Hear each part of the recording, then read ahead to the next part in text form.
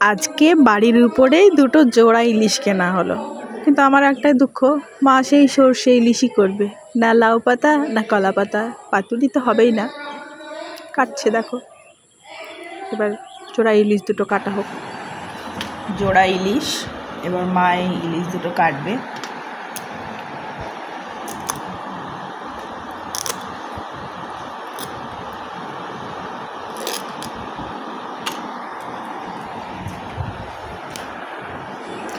মাছ কাটা দেখতেও ভালো লাগে।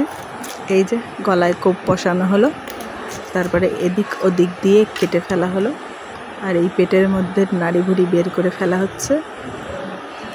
এরপরে পিস করা হবে।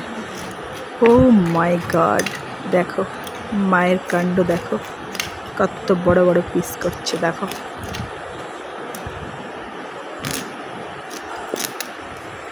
একটা মাছ সফলভাবে কাটা হয়েছে। এইবার আর একটা মাছকে কাটার প্রস্তুতি চলছে। পাখনা ছাড়িয়ে কেটে নেওয়া হচ্ছে। পাখনাগুলো কেটে ফেলে দেওয়া পরে আবার গলায় কোপ বসানো হলো, এদিক ওদিক প্যাচ মেরে দুই দিক থেকে দুভাগ করা হলো। এবার আবার নাড়ি ভুড়ি বের করে ফেলে দিয়ে শুরু হচ্ছে পিস করা। এই পিসগুলো আরও বড়, আরও বড়। এত বড় বড় পিস না করে এটা যদি পাতুলির মতন করতো কি ভালো হতো বলো।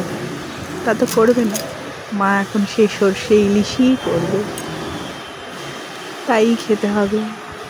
একটা কাঁচা রান্না, একটা পাকা রান্না পিস, আর দুটো লেজা আর দুটো মাথা হলো। মাছগুলো দেখতে বেশ ভালোই লাগছে। দেখা যাক কিভাবে কি রান্না করে মা। তো চলো দেখি কি হচ্ছে। এই যে পিস কেটে রেডি, সর্ষেও রেডি, আর কাঁচা লঙ্কাও রেডি, আর নুন হলুদ মাখিয়ে ইলিশও রেডি।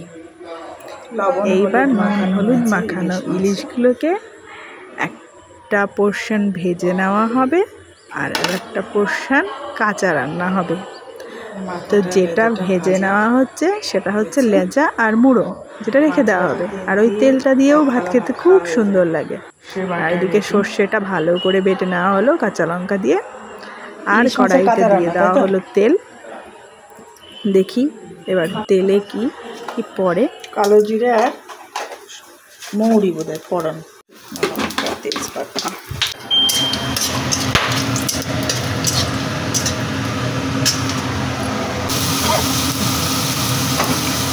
স্বাদ মতো নুন, সামান্য হলুদ, কাঁচা তেল ছড়িয়ে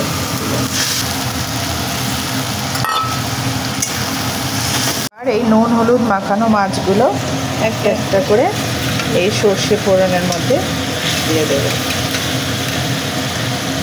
কত সহজেই ইলিশ মাছের কাঁচা রান্না করা যায়, আর খেতেও খুব টেস্ট হয়।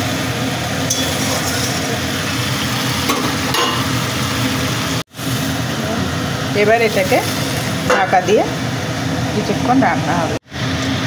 চেরা কাঁচা লঙ্কাগুলো দিয়ে দেওয়া হলো। এই যে ঢাকা খোলার পর মাছ একদম রেডি, ইলিশ মাছের কাঁচা রান্না।